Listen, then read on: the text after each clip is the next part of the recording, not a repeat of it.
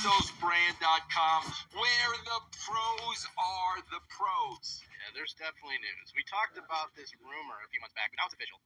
WWE has announced, starting in 2025, the January 3rd episode of SmackDown, it will be expanding to 3 hours.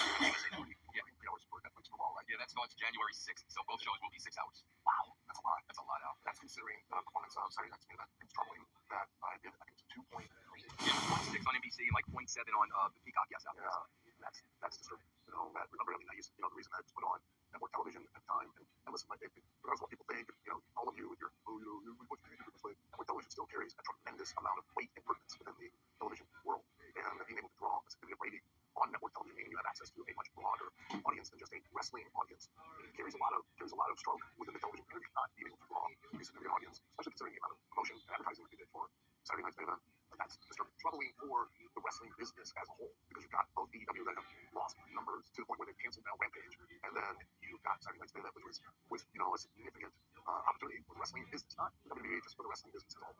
And then for it to perform poorly, or in their mind, what they consider poorly, is disturbing. Al, you know, the interesting thing to me is, like, you know, when do networks or cable channels or streaming services, when do they start putting in their contracts that you are not allowed to put, you know, any clips from the show, anything on YouTube? Because Al, let me tell you what happened. I know you deal a lot with freaking networks, Al, and you have for a very, very long time. So Al, what happens is between Peacock and NBC, they do 2.3 million people. So what does the WWE start doing immediately? Oh, we got 45 million hits on social media.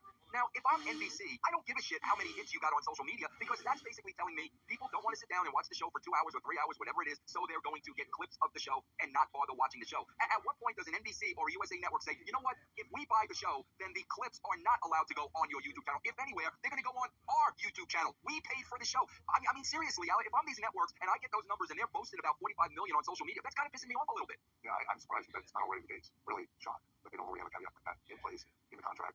You know, with dealing with anybody, that the content, once it's produced for NBC owns that content, or at least, you know, has it for a certain period of time. Yeah, hold it back a week or two, right? Yeah, that they can then be virtually out onto their social media. Yeah, I don't know. It's probably like that that's already the case, but I don't think necessarily, you know, that's playing that much of a role.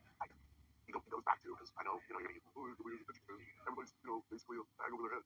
Why is it then, again, why is it that such television shows like The Walking Dead, you know, Game of Thrones, I can go down the list, drew such amazing and significant numbers on a consistent weekly basis? And when you just go to YouTube and watch anything you want, okay, great, well, why do they still draw enormous audiences?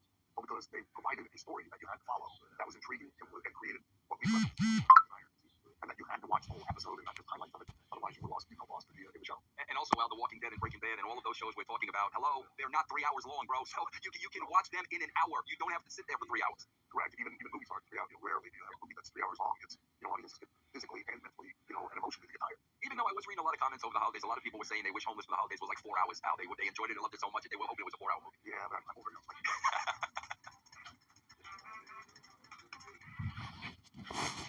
It's Spectrum.